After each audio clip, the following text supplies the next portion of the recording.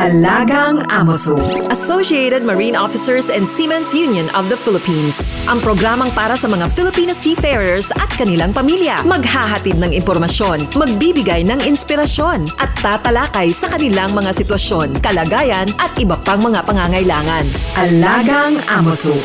Kasama si Camille Simbulan dito sa Radyo Pilipinas World Service at Radyo Pilipinas Radyo Publiko. Magandang araw and welcome po muli sa Alagang Amoso, ang serbisyo publiko sa radyong hatid ng Associated Marine Officers and Seamen's Union of the Philippines o AMOSUP at ng Radyo Pilipinas World Service. Sa programang ito ay pinag-uusapan po natin ang iba't ibang mga welfare programs and services ng AMOSUP para sa mga miyembro at dependents ng ating union. Tinatalakay din po natin ang mga napapanahong issue tungkol sa mga karapatan at kapakanan ng mga magigiting nating Filipino seafarers or yung tinatawag din nating sea-based overseas Filipino workers. Ang Alagang Amoso ay napapakinggan din po sa mga sumusunod na shortwave frequencies na 9.370 MHz, 9.925 MHz, 12.120 MHz at napapanood at napapakinggan din po ang ating programa sa flagship station na Radyo Pilipinas Radyo Publiko 738 kHz tuwing linggo, alas 7 hanggang alas 7:30 ng gabi. Special shout out sa mga miyembro ng AMOSUP at sa lahat po ng mga Pilipinong mandaragat sa iba't ibang panig ng mundo na nakatutok sa atin.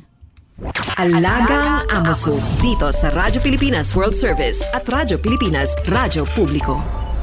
Okay, just a quick recap. Last week po ay pinag-usapan natin ang ating 65th anniversary, no? Ang tema po natin ng AMOSUP at 65, Anchored in Strength, Sailing into the Future. At ngayong araw naman po, isa na namang makabuluhang episode ng Alagang AMOSUP ang inyong matutunghayan. At ang ating topic ngayong araw ay AMOSUP and CFAM, a shared vision for seafarer families. Kaya makakasama naman po natin ngayon ang isang natatanging panauhin na isa sa mga nagbibigay boses at suporta para sa ating mga Pilipinong madaragat at sa kanilang mga pamilya. Siya po ang chairwoman at founder ng Seafaring Family International o CFAM, isang organisasyong nakatuon sa pagbibigay kalinga, suporta at pagkakaisa ng mga pamilya ng ating mga Pilipinong mandaragat. Let us all welcome ang Alagang Amoso, Miss Arian Rocha. Hi, good afternoon everyone. Good afternoon sa lahat ng mga taga-AMOSUP dyan. And of course, kay Camille, hello, good afternoon. Miss Arian, thank you po muli sa pagiging guest namin. Alam ko, a few months back ay pinaunlakan nyo na rin po kami sa imbitasyon namin. At ngayon po, nasa studio na kayo. Thank you.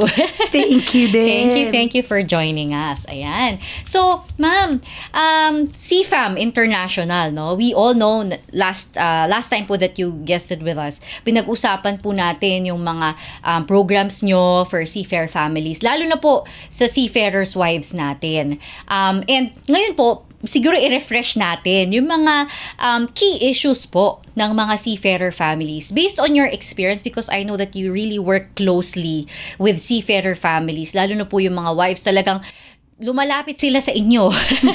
Talagang yung mga personal na problema nila inihihinga nila sa inyo sa Seafarer Family International, CFAM International. So, ano po ba yung mga key issues na lagi nyong na-experience or naririnig mula sa mga seafarer families natin?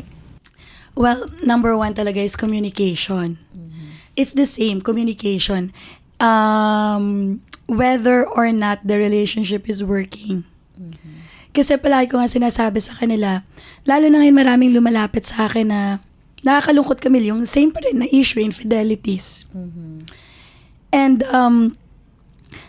sinasabi ko sa kanila, if talagang hindi nyo na kaya to make it work, at least don't be enemies. Mm-hmm. You know? So yung communication nila, like yung mga married couples naman na magkasama pa rin, they're still together. Yung communication, yung sometimes hindi nare-resolve yung issue. Mm-hmm. Kasi syempre, pagdating, kakadating pa lang, sayang yung time, mag-aaway pa ba kami? Mm-hmm. And then, paalis na siya, mag-aaway pa ba kami? So parang, yung emotions na nakikimkim, tama yun, nakikimkim. Mm-hmm. And we all know naman na it's dangerous to make kim your emotions. You have to find a way to communicate your emotions. So, now there's a lot of, when we have our workshops, there's a lot of mga exercises on how to communicate. But most importantly is, how to also recognize kung you're trying to communicate something that's really an issue, or maybe there's an underlying issue pa. And maganda rin talaga yung, kasi ngayon ang dami na pong ways to communicate with your spouse. May mga tao rin kasi na hindi confrontational. Yes. Diba? That's the reason why may mga nakikimkim eh. Kasi parang hindi, kasi baka pag nagsalita, baka magkasagutan, and yun yung iniiwasan. And there are other means of communicating naman with your spouse, either through text or, di ba, writing a letter, Yes. or something. Basta may way o may exercise on how to communicate your sentiments in a way na hindi naman makaka-hurt dun sa Yes. sa kabilang panig. Yeah, it doesn't have to be an attack. 'Di ba? Kasi minsan nakakalimutan nila, hindi naman sila magkaaway, mag-asawa sila. 'Di ba? They're together. So yung mga plans nila dapat together, 'di ba? The thing kasi is, the more you run away from your problems, the more you can't resolve it. And it never happens na pag tinakbuhan mo yung problema mo, mawawala talaga siya. No. After a while, dadating. Babalikan at babalikan ka ng problema mo. So, kung haharapin mo siya, siguro isipin mo na lang is, saan least na mas masakit. Kasi the longer na you run away from your problem, the more painful it will be when it catches up with you. Correct. And it's, diba, it's better if you work as a team to address a Yes. problem. And I remember nung dati nating interview, yung quotable quote mo na, yung pinagdadaanan mo, dadaanan mo lang yan eh. Diba? Dadaanan mo lang yan eh. It's really the way that you're going to deal with it. Yun lang talaga yung kailangan mong isipin, pagplanuhan. And of course, in partnership with your spouse. Yes. Lalo na kapag may mga anak kayo, hindi ba? Yeah. Iba yung dynamics pag may mga bata na kinoconsider na rin yung needs nila, kinoconsider na rin how they will react to these issues that you're dealing with as a family. Yes, and that's a very, very big responsibility. Kasi imagine mo, nagpapalaki ka ng tao. Diba? Correct. And that's why also, very laudable yung initiatives ng CFAM kasi family yung approach, holistic yung approach eh. Kasama na rin yung parenting, kasama na rin yung sa long distance relationships, yun nga yung communications, no? So, aside from yung mga workshops nyo, Miss Arian, ano pa yung mga current initiatives ng CFAM International, no? Lalo na ngayon, we're going to transition into a new year. Ano yung mga current initiatives nyo for our seafarer families? Well, we have yet to fix our calendar for next year, but our last activities, like last month, we had, it's nakakatuwa. We partnered with Pronovit Thai, which is a real estate company, and the wives and the seafarers and the children, they painted the big mural doon sa Manila, sa Malate. So may wall doon na blank. And then they were painting. So it's a nice activity. Then last Saturday, we had our first aid at home. Oh, wow. So we had our Training. EMTs from Lifeline who trained the wives kung paano mag-CPR, what to watch out for, ganyan. Sa mga signs kung baka nagkaka-heart attack na pala yung katabi mo, kausap mo, ganon. And then this Saturday, we're going to the House of Galilee.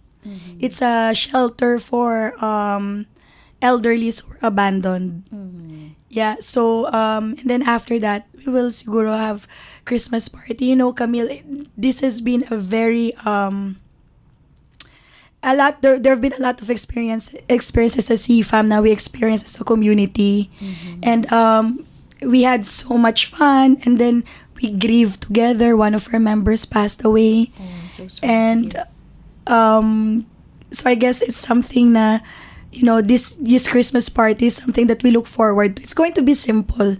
Potluck, kasi wala naman kami And but it's like, just to end the year with not together kami.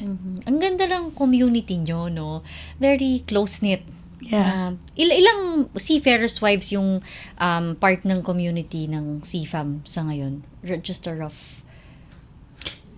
No, I really don't know kung ilan dun yung wives and kasi with their registrations, I don't know, because we have 51,000 members. So I would guess that maybe 2/3 would be wives. Yeah. And hindi lang sa Manila ito, because I know very Yeah. active din kayo sa Visayas. Meron din kayong mga activities doon. Yes, and so I'm excited sa atin. Di ba? And it's a good thing na ini-involve din sila eh, di ba? Sa maritime community, kasi organizations like CFAM International and our initiatives also, it's the way na i-familiarize yung families ng seafarers. Kung Yes. ano bang meron sa maritime community, because all they know are yung mga stories that they hear from their husbands, and yung the usual information that they get from the media, from social media. Pero kasi parang yung organization like CFAM International, you offer a different perspective of how the maritime community looks like, and what kind of support that we can offer to our seafarer families, like your initiatives. So yun nga, very exciting yung siguro pwede na natin i-reveal dito dahil Great reveal! pero syempre we will invite you once again pag Yes. pag formalize na natin. Pero well, before we go into yung mga highlights, no, mamaya itatanong ko rin sa inyo kasi medyo pa year-end itong episode natin. Pero perhaps we can also share with our viewers, with our members, no, that we are actually gearing up for a partnership between CFAM International and AMOSOP.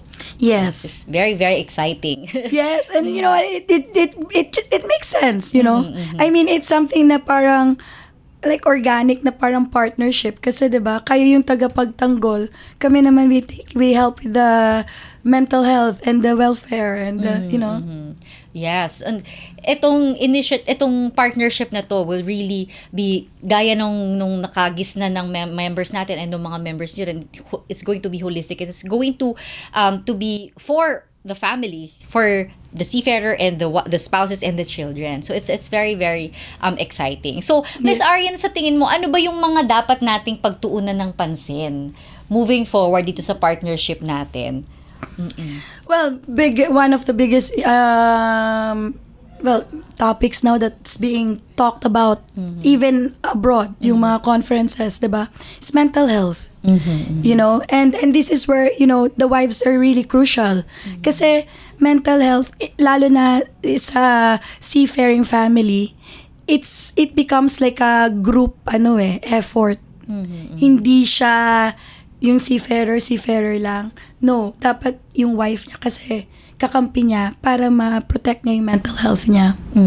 Lalong-lalo na ngayon, Kams, na medyo maraming issues sa industry natin. Yes. Diba? Hindi lang sa Pilipinas even yung mga geopolitics, syempre may mga members tayo na tumatahak doon sa medyo, di ba, sa mga lugar na hindi naman natin inaasahan din yung mga nangyayari. So, dapat yung family are also ready for different types of situation, and they would know what to do, di ba, how to support the seafarer. Yes.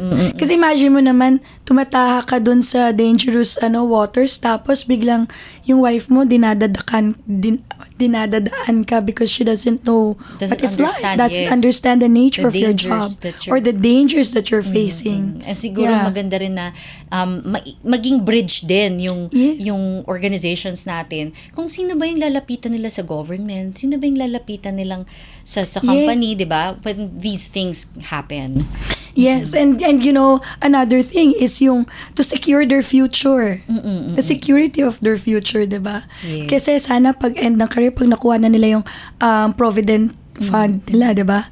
Sana maayos din yung pagkaka-spend, Hindi yung din. Yung parang tinatawag din nilang reintegration. Yeah, sa reintegration I think nila. that's one of the priorities din ng government natin. Yun yung Bagong Bayani Awards. It's one of the new awards that they introduce, yung reintegration award. Kasi parang they're also recognizing, acknowledging yung mga seafarers, yung mga OFWs na nag-retire na sa pag-OFW and dito naman sa Pilipinas, nagsa-start ng either business or another line of career na, 'di ba, para dito naman sila sa Pilipinas mag-excel. Yes, Successful. I'm sure marami ka ring mga kakilala ng mga wives na nagse-set up ng businesses, mga, Yes. 'di ba? Para yung pinapadala ng mga asawa nila, napapalago nila dito sa Pilipinas. It's also one of the initiatives nga na maganda nating i-scale. Yes. Yeah, exciting. Yung livelihood, no? Yeah. Kasi nga naman, actually, marami talagang seafarers na, based on my experience, no, whenever you ask them, no, of their future plans, talagang, parang may entrepreneurial, talaga sila, Yeah. vision di ba? Syempre kasi, para yung naipundar nila, mas mapapalago pa nila. After Yes. they retire. So I think that's one of the focuses. That's one of the things we should focus on. Kasi entrepreneurship is not also for everyone You know, so maybe that's why we also have programs on how to set mindset setting Yes. for entrepreneurship. You know, it's different game. Yeah. At saka kasi nga, parang it could be overwhelming kasi para sa, di ba? Yeah. Sa pangkaraniwan, paano ba ako magsisimula? Mga ganon. Totoo yun. Actually, if you think about it, Camille, the whole thing is a little bit overwhelming financially. Kasi, you know, like before, I would talk to like mga cadets. Parang, magkano ma'am, ako lang po yung nakapag-aral kasi yung family namin cannot afford to put the others through school, diba? So, tas makugulat ako na in 1 year, yung income nila is 50,000, 60,000, like that. So imagine having that, tapos biglang you're earning 100,000 a month. That's also a little bit overwhelming, diba? Right. So there is opportunity will be lost if you don't sustain it. Yeah. So yun yung mga pwedeng ang trainings for seafarer Yes. families, no? Yung that will really help them, no, moving forward, lalo na yung mga pa-retire na mga seafarers natin. And hindi lang din yung mga pa-retire, syempre may mga bata rin na very visionary yung mga seafarers natin ngayon, di ba? Yeah. Ang daming mga ideas, lalo na sa social media, daming mga mapupulot mong ideas on how to start, di ba, mga ganyan. Pero syempre, mas maganda kung may blueprint or may guidance na That's true. to help them. That's true. Yes. So Miss Arian, this year, ano yung pinaka-highlight, kahit 3 highlights na masasabi mo na gawa ng CFAM International sa community natin? Well, I guess the continuous workshops. Kasi I see like when you do something, sometimes you don't know if what you're doing, kung ano yung impact ng ginagawa mo. But sometimes, when they come back and they say na, uy ma'am, nag-I love you na kami ng asawa ko. Or so I think that would be like, for me, that's a highlight already. Kasi it shows that what we're doing is, impacting people also. Or, siguro sa industry, we're very focused kasi on the families so we don't really we don't really get into the the other issues. Pero nakita ko, Miss Arian, nag-host kayo ng mga flag raising ceremonies. Parang Yeah. Big, ang ganda nung presentation nyo, yung may big flag and sige, i-share mo nga yung experiences mo na yan. Kasi in attendance siya ng mga stakeholders, mga government officials even were there. Yeah, it was really nice kasi well, the whole idea behind that is that just to ignite yung patriotism and the pride na dahil sa ginagawa mo, dahil sa trabaho mo, nagbubukas ka ng maraming opportunity sa kapwa mo Pilipino. And I feel like they should be recognized as the noble heroes as they are, So yun yung sa flag raising ceremony namin. At saka I think sa Manila, meron din sa Bohol. Tama ba sa Bohol? Yeah, first time actually na simultaneous yon. Congresswoman Vanessa Aumentado and Governor Aris Aumentado were they're very, very supportive of our activities there also in Bohol. And maganda kasi, yun nga, involved yung CFAM International, which shows how really family-centered yung Yeah. seafaring community natin. Kasi, gaya nga lagi kong paulit-ulit na sinasabi, Miss Arian when you ask a Filipino seafarer the reason bakit yun yung profession na pinili niya, ang dadahilan niya yung pamilya niya Yan That's ang true. inspirasyon Another highlight pala, for me at least, was when the wives of Bohol went, kasi they're also supporting a different shelter. But this is for abused children. So for Mother's Day, they celebrated it with their children in recognizing na, walang mothers doon. So sila muna. That's a very heartwarming activity. And ang ganda ng initiatives nyo kasi hindi pare-pare, parang ang daming nangyayari. Meron sa shelter, meron sa EMT, which is also important, lalo na sa seafarer families kasi syempre most of the time away yung padre de pamilya kapag may mga emergencies, tatay 'di ba usually yung nag-lead. Pag wala, so at least alam ng mga spouses yung gagawin nila. So ang ganda kasi iba-iba yung mga initiatives nyo. And it gives them confidence. Yes. If you know how to do CPR, lalabas ka, kahit pa paano, it adds to your knowledge is power. Yes. Lalo hindi mo talaga masasabi, di ba recently may mga lindol, may mga bagyo. Yeah. Di ba parang hindi mo alam So it's really important na ini-expose din yung seafarer families ng ganitong klaseng mga training na hindi nila makukuha kung anywhere, di ba? Parang saan naman sila makakuha ng ganyang klase ng training. Oo. Very helpful yan sa seafarer families. Na-excite tuloy ako, parang the possibilities are endless of our partnership. Yes, of course. Kami. Diba? Oo. So, yan, we're looking forward to that and abangan nyo po yung mga information kasi syempre mag-roll out tayo and we have a whole year to plan out. So, it's really good to know that we have partners like CFAM International. At the heart, at the core, talagang nandun yung malasakit para sa mga pamilya ng mga Pilipinong mandaragat natin. The same with Amo Soup. You guys have been here for 65 years. Captain Oka, Captain Gregorio Oka, and Dr. Oka. Di pa tayo pinapanganak, Camille. Yes, I know. Kaya nga, nakaka-amaze. Actually, Diba? ako kahit ilang 7 years na ako sa Amoso, pero na-amaze pa rin ako every time na tinitingnan ko yung mga nagawa at nagagawa pa patuloy ng Amosop, para sa mga seafarers and sa mga seafarer families. And hindi lang, actually, buong Filipino community nakikinabang sa mga programs. Lalo nung pandemic, 'di ba? The help, the groceries, that's really, And talagang malakas din yung partnership with the government. Kaya we were able to roll out national vaccination program for seafarers. Yung mga ganyang initiatives. Talagang, 'di ba? Na pinapakita how strong for lack of a better word, how strong the partnership really and yung tiwala sa Amosop ng government agencies, ng mga stakeholders, which is we are always grateful for. Ayan. So, thank you rin po pala, Miss Arian, sa pag-attend sa 65th anniversary namin. Oh, thank you for inviting me. That was really fun. Last week yun ang topic namin, yung 65th anniversary. And syempre, yung mga long-time partners natin, gaya ng CF Sharp ay nandun po sa ating anniversary. Full support kami sa inyo. Yes. Laging nandyan. And of course, sa lahat naman, laging nandyan ang CF Sharp and ngayon, CFAM International, like sa Cebu Cruise Seminar, nag-a-attend din sila Miss Arian dyan sa mga initiatives natin for our seafarers. Okay. Ma'am, message na lang po. Ang bilis ng oras. Yes.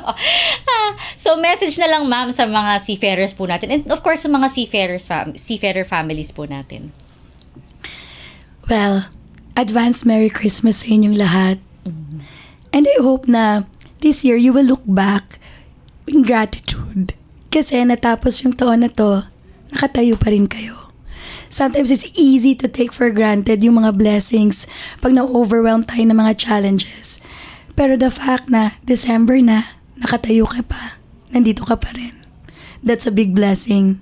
Sabi nga palagi nung isang member namin si Tin, every gising is a blessing. I love that. So, Yes, let's live with gratitude. And again, Merry Christmas. Maraming salamat sa inyo. Okay, thank you so much, Miss Arian. And talagang ilo-look forward namin yung ating partnership this coming year. Amo Soup di ba yung mga ganong collaboration? CFAM International, Yeah. di ba? Collab, ayan. Collab. Thank you so much for Thank your you so time, much Miss Arian. Always an honor to have you for the second time now. And sa uulitin po. Yes. Ayan. Hopefully, hindi na ganito boses ko. Yes. Bedroom voice. Yan. Parang gising. Every gising is a blessing. Yes. And of course, shout out din sa mga members ng CFAM. Yes, hello sa mga CFAM wives Yes. natin dyan. I love you. Yes. Yes. Salamat po ng marami. And syempre, again, on your screens, nandyan po ang contact number ng Amo Soup Contact Center or ACC. Meron po tayong telephone, mobile, Globe and Smart numbers. Paalala po, for calls po lamang yan. Kung gusto nyo pong ma-reach or may mga tanong kayo tungkol sa mga service units po ng Amo Soup, nandyan po, pwede nyong tawagan ng ating mga opisina. And of course, we have Amo Soup official Facebook page and Amo Soup official Facebook group. Diyan po namin pinupost ang mga updates, mga events, mga announcements, mahalagang announcements at advisory po ng Amo Soup. So, meron din po tayong Amo Soup official YouTube channel. Diyan naman po natin pinupost yung mga episodes natin dito sa Alagang Amo Soup. And for more information, mga detailed information po tungkol sa mga service units, departments, at mga programa ng Amo Soup, nandiyan po ang www.amosoup.org. Meron din po ba kayong website, Miss Arian, that you Yes. want to promote? Yes, it's www.cfaminternational.com at saka meron kaming Facebook page, CFAM International. Yung international na buo, yung INTL, wala na yun. Okay, hindi niyo po naitatanong, dating DJ din po si Miss Arian. Dating radio DJ. Paano po ba yung greeting nyo nun? Di matabang bay. O, diba? Very radio yung lumanay ang voice. Okay. So, muli, maraming salamat po sa inyong pagsubaybay. Salamat sa mga kasama natin sa Radyo Pilipinas na si Miss Susan Aison, Milo Jonella, J. Arevalo, Hero Lucero, Erwin Peñano at Jerome Toledo, Justin Osayas at ang kaamusup natin na si Miss Lara San Juan. At syempre, muli maraming salamat sa ating special guest na si Miss Arian Rocha sa pagbabahagi ninyo ng inyong oras at dedikasyon para sa mga Pilipinong mandaragat at sa kanilang mga minamahal na pamilya. Thank you so much, Miss Arian. Thank you sa serbisyo nyo rin po sa mga Filipino seafarer families natin. Sana ay mas marami pang makibahagi at makiisa sa mga programa ng CFAM at Amo Soup para patuloy nating mapalakas ang ating komunidad at maging gabay sa kanilang mga pamilya. Pagbati rin po muli sa lahat ng mga miyembro at dependents ng Amo Soup na siyang laging inspirasyon po, ang heart, ang core ng lahat ng mga programa at serbisyo ng ating union. Atin din pong subaybayan ang programang Alagang Amo Soup sa Radyo Pilipinas World Service at Radyo Pilipinas Radyo Publiko 738 kHz tuwing linggo, alas 7 hanggang alas 7:30 ng gabi. Ako po si Camille Simbulan at ito po ang Alagang Amo Soup. All aboard sa talakayan. Palalimin pa ang inyong kaalaman. Alagang Amo Soup dito sa Radyo Pilipinas World Service at Radyo Pilipinas Radyo Publiko.